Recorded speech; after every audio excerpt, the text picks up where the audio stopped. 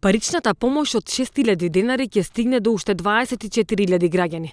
Законот за продолжување на рокот стигна во собрание.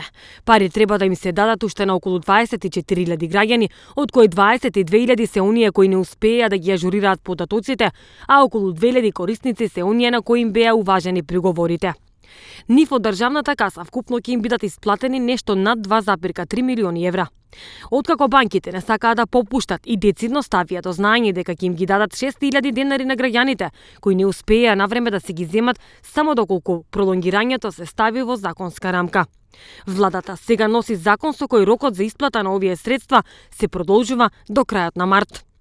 Првично тоа го одлучи на владина седница, а сега скроила дополнување на првичниот закон за финансиска подршка, со кој наместо 25 декември лани, сега финалниот рок е 31 март ова година. Нив од државната каса вкупно ќе им бидат исплатени нешто над 2,3 милиони евра. Како што е познато, овој закон се однесува на давање на финансиска подршка од по 6.000 денари на неколку видови наранливи категории, и тоа граѓани со низок доход, корисници на пензија, корисници на право на социјална сигурност на стари лица, млади лица на возраст од 16 до 29 години, самохрани родители, деца без родители и родителска грижа, уметници и други лица кои вршат дејности во културата, филмски работници и естрадни уметници.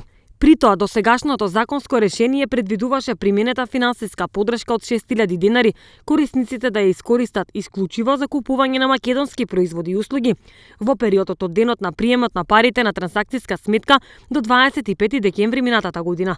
Ова мерка беше дел од четвртиот сет од владините економски пакети.